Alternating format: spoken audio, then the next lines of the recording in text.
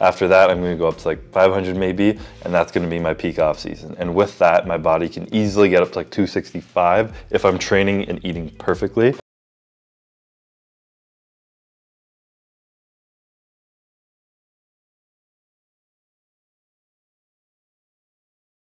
What's up guys, Derek, moreplates.com. Today we are going to be reacting to Chris Bumstead's cycle. Yes, talking about my cycle.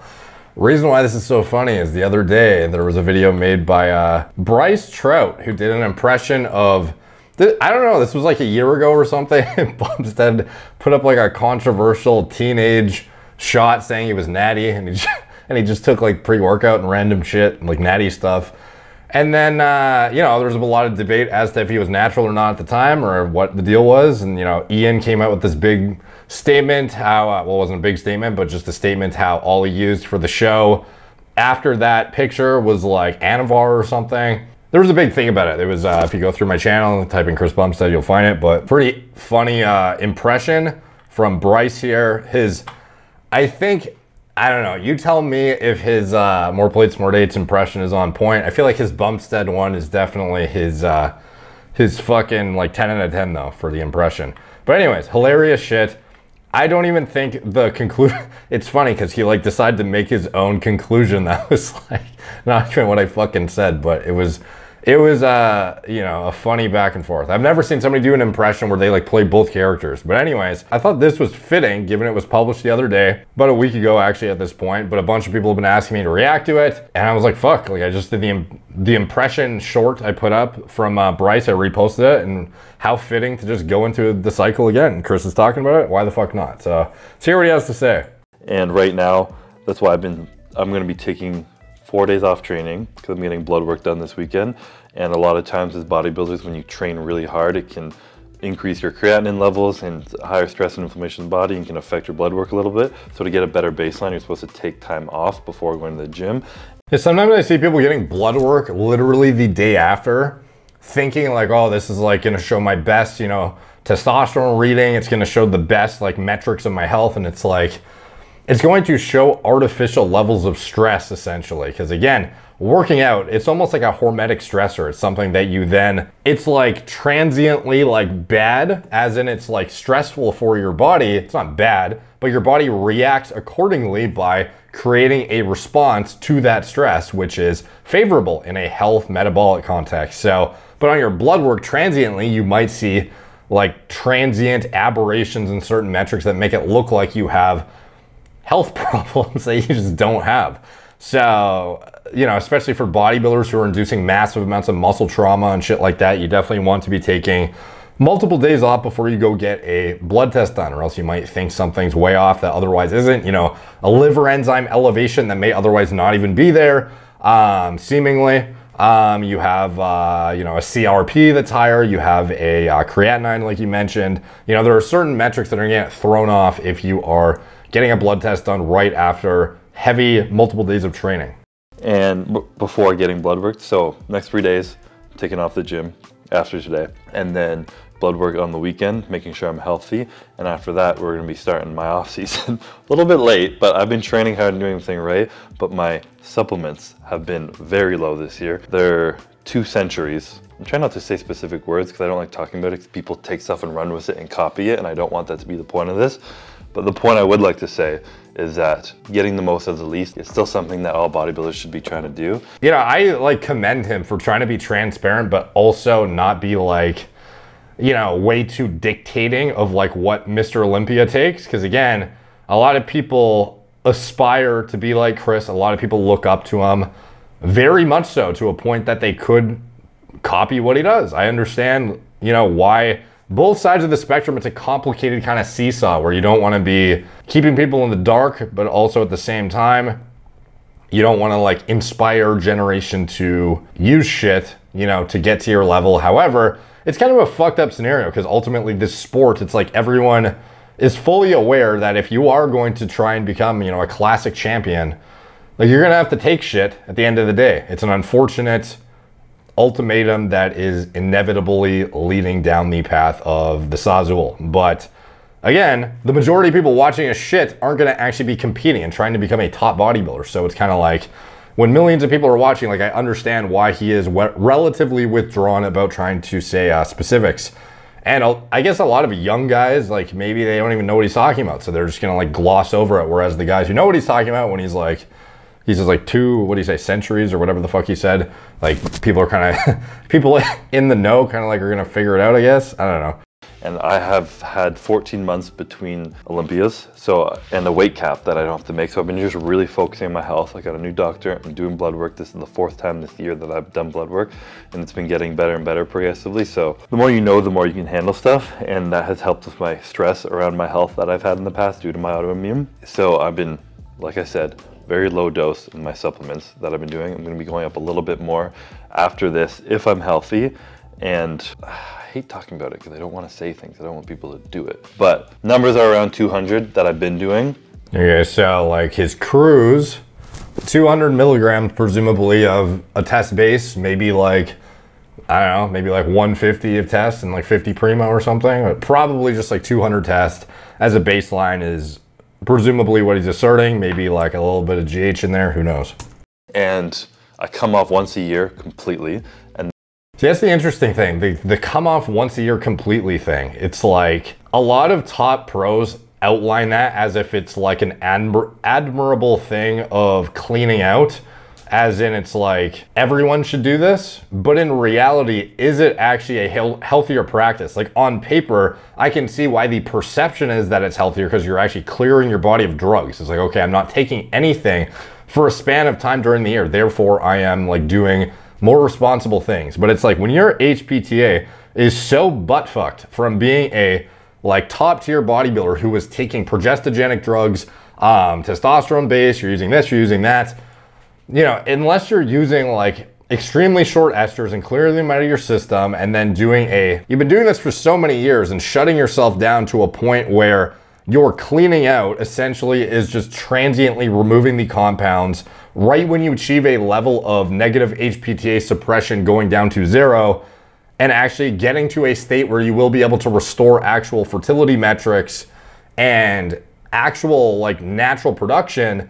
You're pretty much going back on. Like there's a lot of top pros who talk about cleaning out and they come off for like 4 or 8 weeks or something. And it's like, okay, what have you really accomplished other than clearing the synthetic drugs out of your system, crashing your system transiently, getting like, you know, your HDL looks a bit better because you don't have these androgens in your system anymore exogenously, and your blood work, you know, for a very, very snapshot period of time on a piece of paper in a like literal, like tiny little fucking fraction of time looks better, but was the stress on your body of having literal like no hormonal support for that, you know, 3 to 4 weeks or whatever it was while you're clearing everything out, was that crash and then just jumping back on healthier than you actually just staying at a much lower but like replacement amount of hormone support, bioidentical, and just maintaining that until your next blast? You know, like that's the thing I would question, because I think that a lot of guys, I'm not saying this is wrong, by the way. I'm not saying what he did was like irresponsible and like actually the dumb thing to be doing, but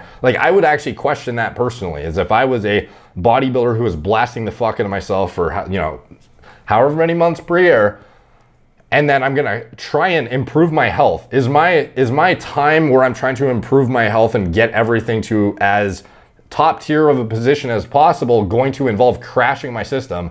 Probably not. It's going to involve like baseline hormone support because I am literally like shut down essentially year round, and then trying to improve all metrics. Because again, it's not like your cardiovascular system and your brain are functioning at top tier when it's deprived of fucking androgens. Like that's also cardiotoxic and neurotoxic. So again, like I'm not necessarily like on board with the whole idea of like I come off for like 4 weeks, all these compounds are still like residually fucking transiently suppressing my HPTA anyways, and I'm basically still on drugs until right when they fully clear out of my system and I've effectively like crashed the fuck into myself. Now I do go back on a blast. Like, I don't know, it just doesn't make a whole lot of sense to me. I can understand, depending on the time frame and depending on the goal, you know, it kind of, I don't know, like for me, I just don't see the utility for a lot of these guys that ultimately have to maintain a certain physique and will inevitably be blasting again in the very near future. It seems like a futile attempt to maximize health metrics when you otherwise could probably stress your system less by actually being on like literal HRT. Could be wrong on that, just my speculation. And then I've been doing very low dose, 200 a week. And then after that, I'm gonna go up to like 500 maybe, and that's gonna be my peak off season. And peak off season 500. And again, the androgen deprivation, that's only one part of the equation. Like think of all of the things downstream that are going to be crashed too when you are like coming off for like 4 to 8 weeks or whatever it is per year. Estrogen deprivation, also wholly problematic. If that's even a fucking grammatically correct statement. Wholly problematic. I don't even know what I meant by that. Very problematic. As well as a lot of other shit that goes overlooked by this whole crashing model. I don't know. And again, does that involve PCT drugs too? While you're crashing your system to try and restore fertility and like health metrics faster? Are you using like SERMs trying to get there faster? Like, I don't know. Like there's a lot of things that I just like, it doesn't really make a whole lot of sense to me unless you were actually planning on coming off like long term. But anyways, 500 peak off season seems like not a lot. With that, my body can easily get up to like 265 if I'm training and eating perfectly. And again, this is where the emphasis I want to put on a lot of things right now. Number one is health. Be healthy. Get your blood work done. Find a doctor who's going to help you do stuff as properly and effectively as you can so that you're not being stupid. And number two, as a bodybuilder, do the basics before anything. Make sure your training and your eating is perfect before adding more supplements to the mix, because it's literally pointless. You don't get the same out of that shit as you would from the training, and I've proven that to myself. When I was young, I used to run a typical cycle that most bodybuilders would, still very low amounts, but the typical amount of compounds, like 4 or 5 compounds throughout a prep, and now I'm down to like 1 or 2, and I've decreased everything and looked much better because I've been more efficient. I'm older now, more muscle maturity, but I've also just focused more on all year being on my diet, on my training, on my health, on everything perfectly, and it's allowed me to hopefully extend my career much further than it should have been, given the fact that I already have an autoimmune disease. Greens. Fucking greens, bro. Do you eat enough? I often don't, to be completely goddamn honest.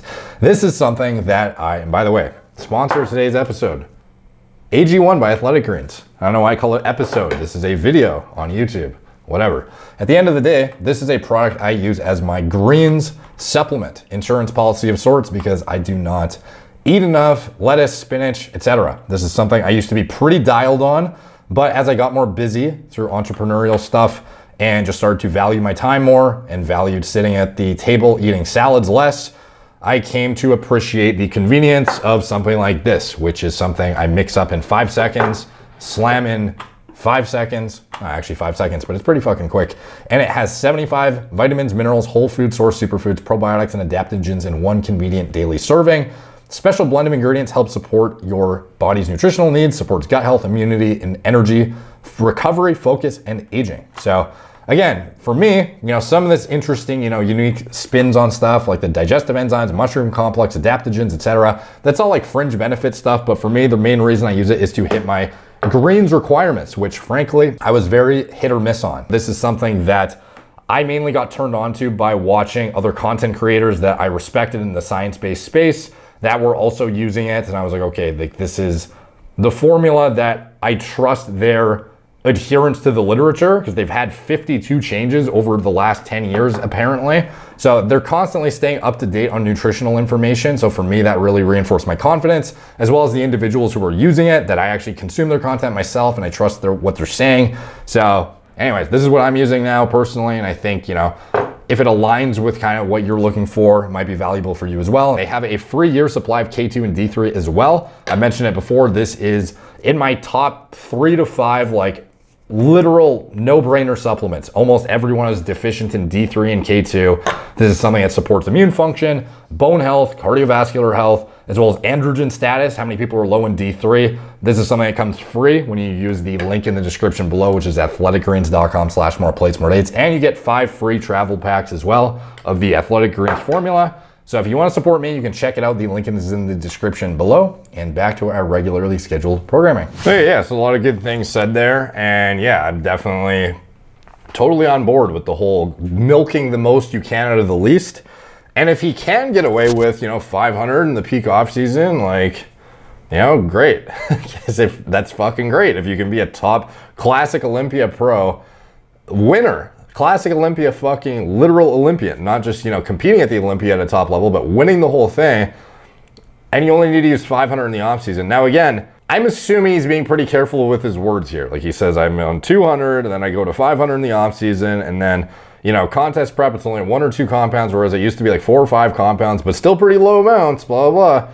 You know, he's a responsible, you know, mass appealing, mainstream influencer bodybuilder guy. So he has to be a little bit more cautious, understandably. Because again, like a lot of people will see this shit and just be like, straight up, like, what are you doing? I'm gonna go fucking inject it right now. So with him though, when he says low amounts, like you have to understand too, I don't think he would have got to where he's at if he took this approach, even if he is doing this approach now, back then necessarily. Like the accrual of muscle tissue is a more intensive process than maintaining it.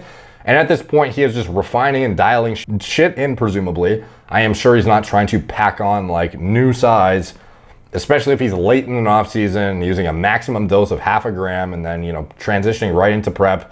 I would imagine like, you know, the amount of tissue he's built is like essentially, he just needs to fucking retain it and show up dialed in. Like, you know, I could be wrong on that, but the majority of his progress was made like during those first few years where he was subjecting himself to more intense shit. Now, however, could he have gotten away with less shit back then had he had his diet training, everything dialed in the way he has it now? Probably. So that is notable as well. But when you say 4 or 5 compounds at low doses, just keep in mind, like, low doses of shit is often considered like 200, 300 a week of something. Cumulatively, like you're still looking at, realistically, it's probably in the grams of shit, you know, pre-contest. A lot of people in their off season, it's not reflective of essentially what you show up on show day with, because guys are doing, you know, kitchen sink approaches where it's like, oh, well, test has to be in there, of course. Trend has to be in there, of course. Masteron, can't be dry without Masteron. Oh, Halo tested in peak week, gotta do that. Gotta do this, gotta do that. And you end up on a laundry list of drugs where you oftentimes end up in like the, you know, multiple grams range, even though your doses like weekly on each separate compound are like not that insane. So I'm sure that is probably what he's done at least multiple times in his past. But fortunately for him, he has probably learned the, you know, errors of his ways in terms of, even back then, if he needed that to get to the foundation of muscle he's built, I am sure there is some degree of truth in what he's saying, where if his training and everything was dialed in and he was as meticulous and knowledgeable as he is now, back then he probably could have got away with even less of each of those compounds, or maybe not use some of those compounds at all. But again, ultimately him building this up, I imagine, was still on the back of higher dosages than he's using now. Like, I'm not gonna, you know, assume that, you know, the majority of his shit was built on 500 mgs. Like, that would be wildly impossible to believe. But at the same time, it doesn't mean anybody should be using that much, because nobody should be trying to get to like 240, 250 shredded when they are not competing in a pro fucking Olympia, Classic Olympia championship. It just doesn't make sense. You know, the amount of stress on your organs, the amount of oversight this guy has too from professionals and individuals who are looking out for him, and the amount of people who are riding on his success too. Like, he has so much in his camp from a knowledge perspective, a health oversight perspective, making sure even his like fucking spiritual and mental wellness is probably dialed in. Like, everything is in this guy's camp, like, perfected. Whereas another individual who's just blasting in the face off trying to win a regional show, like, does that actually make sense? So even when you hear of what Bumstead might have done or did or is currently doing, you really have to ask yourself, like, is it worth it to be using this shit just to be like a bit saucier looking at the beach? Like, oftentimes the answer is no. So again, it's good that he's being quite measured in his approach to answering this kind of stuff and being transparent without being like totally fucking transparent, I guess. I think a lot of people think it's impossible to show up the way he looked without like blasting his face off as well. But it's interesting because a lot of these guys, I think, overlook, a lot of people watching this stuff overlook the fact that once you've built up everything, the actual like maintenance of it and actual, you know, understanding the muscle maturity and like how much it can carry you, it's quite significant. Like, this is an example that I think is very relevant to bring up to really exemplify this. And this could not possibly be manipulated. This is a fucking autopsy report of George Peterson, a guy who is a top Classic Olympia competitor. And what did they find in his autopsy report. They actually assessed for drugs. And when they were going through it, they were checking for urinary metabolites from multiple different compounds. Like it was essentially like an anti-doping panel for steroid use. And what they found was, let's see, the metabolites of certain compounds were found. Testosterone notably was like 150 nanograms per milliliter in his urine, not his blood. Let's see, a common misinterpretation of this autopsy report. Often, it's people thinking this guy had like astronomical levels of fucking, astronomical, did I say that weird? Astronomical levels of testosterone. Again, they looked at his T to EPT ratio in blood. So this is a testosterone, what was that, glucuronide, I believe, glucuronidated testosterone in his urine, if I recall correctly. Regardless, this is fucking test assessment. This is not, you know, floating around in this fucking bloodstream. And then we had boldenone as well as winstrol, if I recall correctly, where was the actual full breakdown of his compound usage. There was red flags on, let's see, contributory factor is anabolic steroid use, boldenone and stanozolol. So of the anabolic androgenic steroids found in his in the autopsy report, they found a base of testosterone, EQ, boldenone, and winstrol. So there was no tren, interestingly enough. There was no masteron. There was no, you know, the kitchen sink of oxandrolone, halotestin, this, that. Instead, what they found was EQ, winstrol, and test. So this was going into the Olympia, if I recall correctly, too, back in 2021. So this was representative of George Peterson's like peak usage preparing for an Olympia.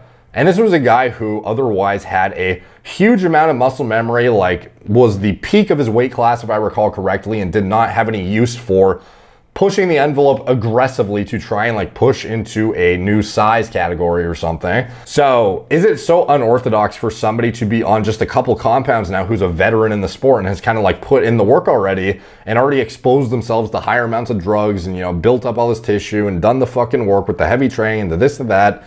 You know, is it unreasonable to assume that Chris Bumstead is on just a couple compounds going to into the Olympia? No, I don't. I think this is something that is actually like of genetic freaks, something that could be reasonable to expect.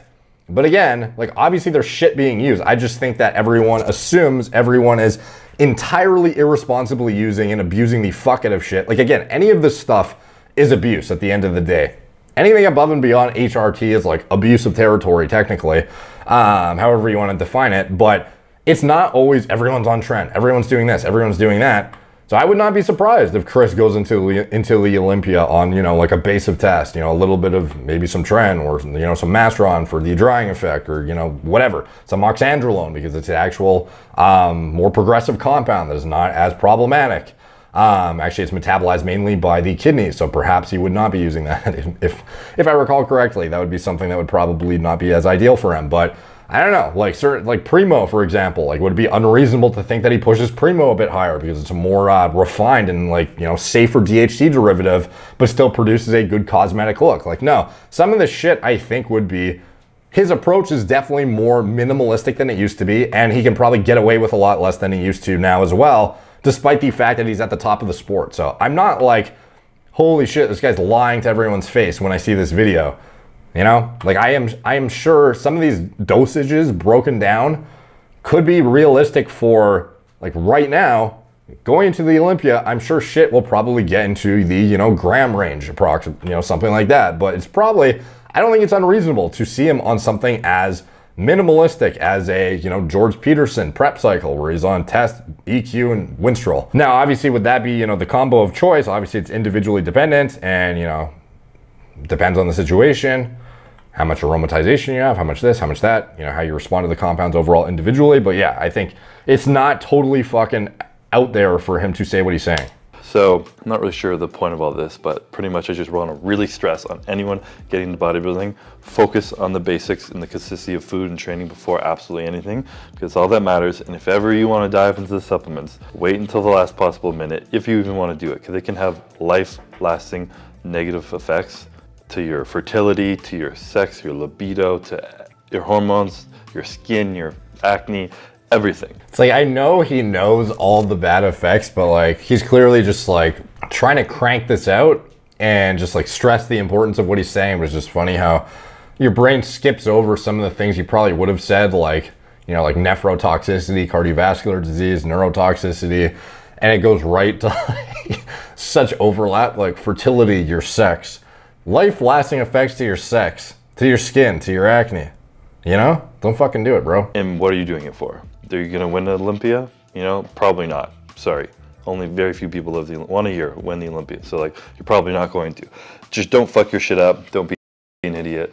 So he mentions how if you are, you know, not gonna be an Olympian champion, like, is it really worth it? Blah, blah, blah. It's kind of interesting because it seems like a lot of these guys with, you know, like hyper response genetics, great response to bodybuilding lifestyle, blah, blah, blah. They kind of get like a pass in terms of like, oh, you started gear at 18, 19 and you did like all this dumb shit and you took, you know, hella stuff that you didn't even need to take and you threw the kitchen sink at yourself with compounds. I'm not saying that he did that, by the way. I'm just saying like this is the approach a lot of these guys take when they first start because they don't really know what they're doing. They're not researched. And there's a lot of things they wish they knew back then that they didn't because there just wasn't as much information out.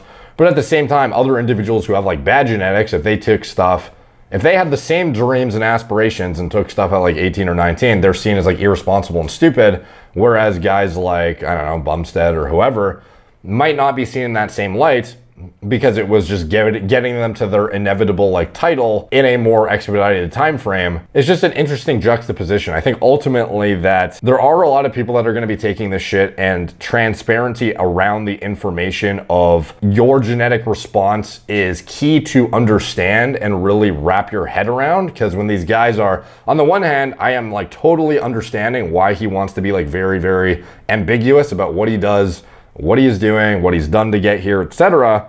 But on the other side of the coin, I see why being transparent could be educational in that a lot of these individuals that are going to take shit anyways to try and get to his level, they're going to take an irresponsible approach thinking that the answer is more shit oftentimes. It's going to be, oh, well, he's just not telling us about the Increlex he's using. Oh, he's not telling us about his GH doses. He's just mentioning the gear. He hasn't mentioned once his insulin or this or that. It's like no one knows what the fuck is going on when there's no transparency. So if you think the answer is always more and more shit and everyone's just doing like way more than you, there is some level whereby a guy with subpar genetics will exceed and go into even higher level of abuse territory and redlining their body above what the pros are taking because they think that's what it takes to get to their level. And they still end up not getting past like regional or national level shows, never getting pro cards and just abusing the fuck out of themselves unnecessarily. Whereas maybe if they actually knew what the outcome would have been from, you know, the first couple blasts out of the tank, that maybe they wouldn't have pushed things harder. So it's kind of an interesting paradox. It's like, do you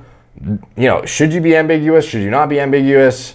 You know, are these individuals, you know, should they not take shit ever just because, you know, are you likely going to be a Mr. Olympia? It's like, well, I don't know. Like, did you know you were going to be Mr. Olympia at like fucking 19 years old or 20 years old? Like, I guess maybe, you know, maybe people, you know, had a good idea that he would be. Like, he looked pretty fucking sick at 18, 19 years old. But I don't know. It's just an interesting side-by-side comparison there, but I think the measured approach he is taking is kind of the most balanced he could be taking of the situation overall.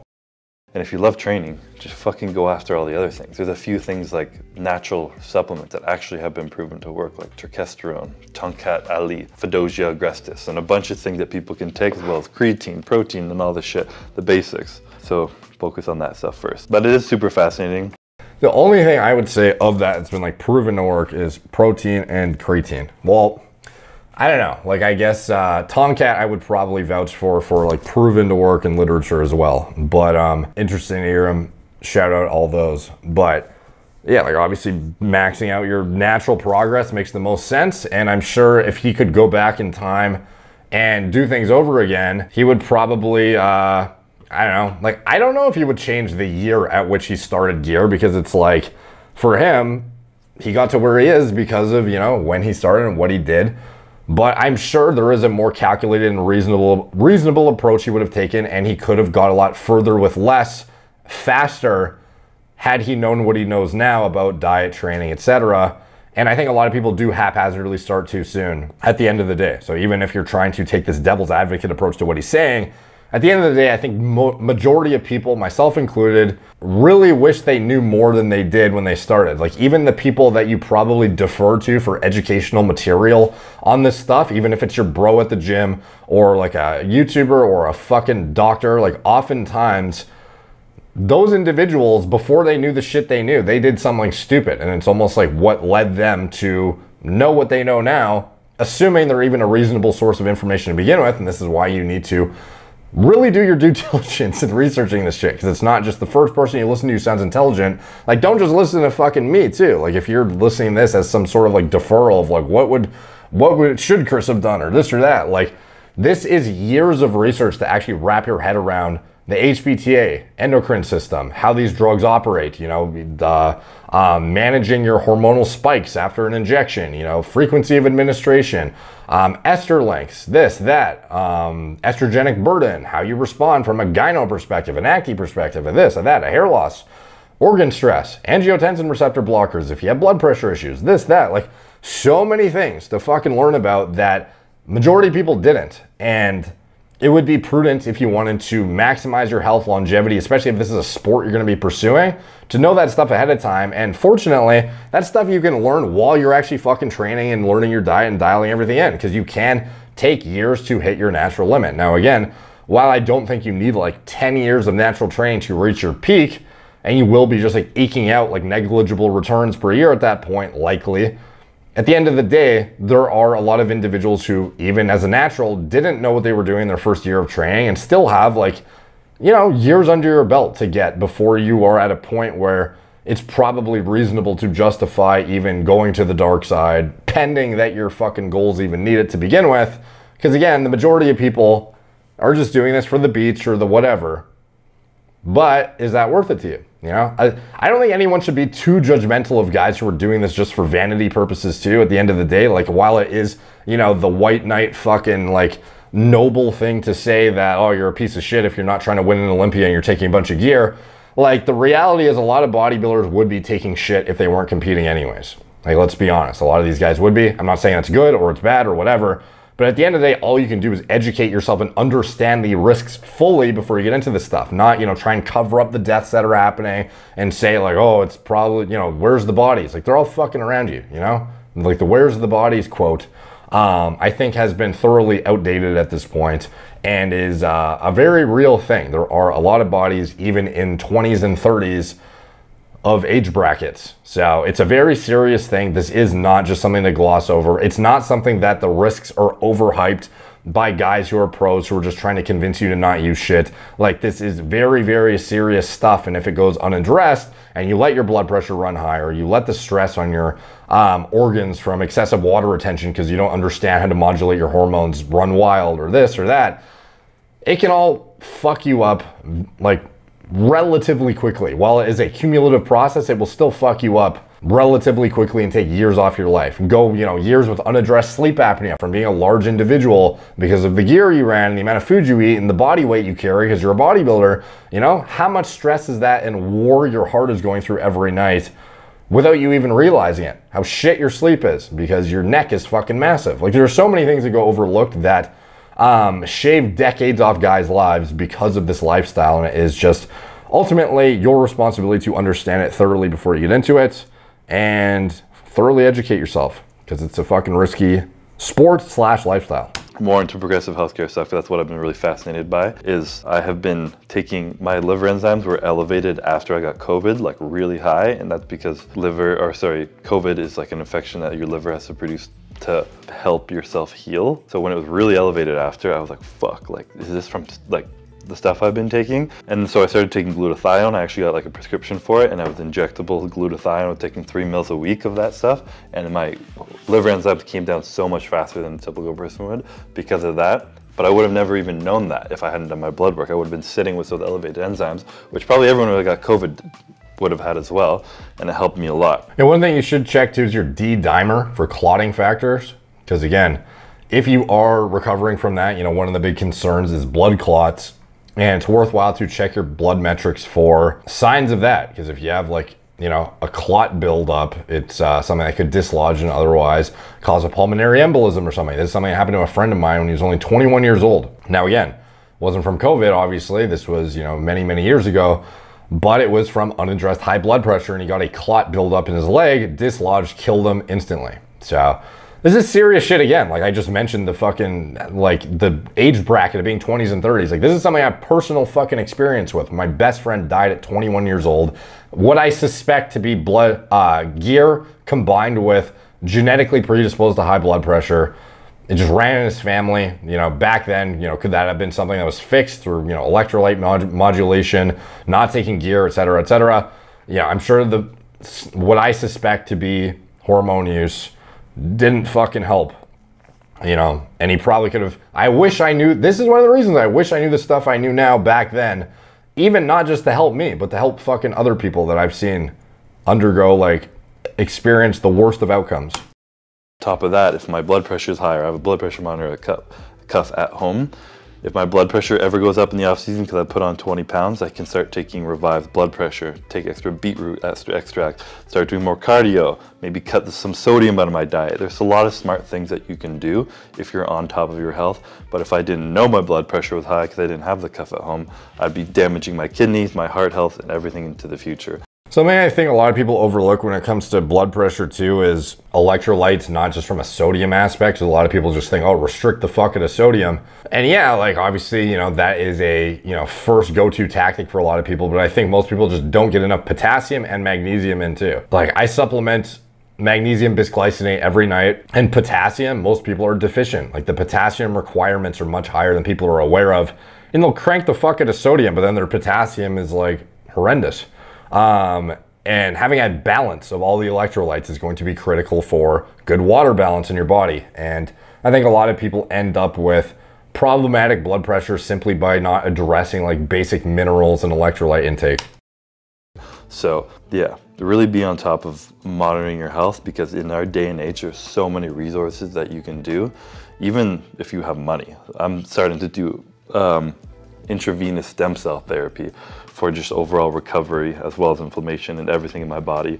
It's shown to be one of the a very number one benefit that it has is heart health, but as well as inflammation, recovery of whatever is damaged in your body. So if you don't know there's something wrong with you, you can't fix it, and then it usually gets too late. So I think prevention is the best form of healthcare, being proactive and ahead of things instead of sick care, which is what our society is built off of. So if you can find your proper, I'm ranting really long, so I'm gonna wrap this up. Just find a good doctor, watch your shit, monitor your levels. If you're a bodybuilder, you're putting on weight, get your blood work done, check your blood pressure, do all the good stuff. Blood dumping is another thing you can do for blood pressure. Just donate blood, get rid of your blood, and lower your hematocrit. So it helps you kind of function, lower your blood pressure, and not have such high hematocrit. Yeah, just be careful with that though, because I see some people end up with like low ferritin levels as a result of therapeutic, like excessive blood donation. They end up with, like obviously in bodybuilders, it's a bit more of a balancing act because these individuals are pushing androgen so hard that they end up with, some people more so than others, of course, but like sky high red blood cell counts, hematocrits.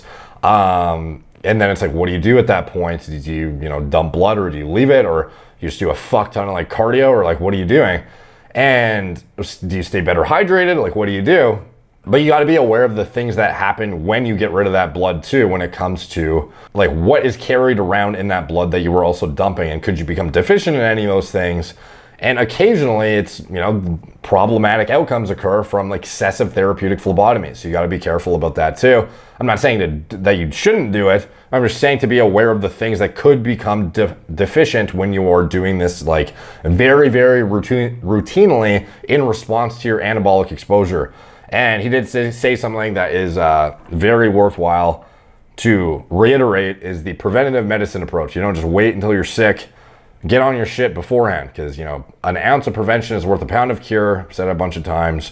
Preventing yourself from getting to a point is going to be magnitudes easier than trying to reverse yourself out of like a bad situation. So monitoring your lipids, again, there's like this big, you know, push to disregard cholesterol values and stuff like that. But ultimately, I think looking at APOB, looking at your LP(a), looking at your basic markers too, HDL, LDL, total cholesterol, triglycerides, is definitely warranted to stay on top of, especially as a bodybuilder who is in a constant state of, you know, inflammation oftentimes, you know, some of the compounds you're using, the stress you're putting on your body.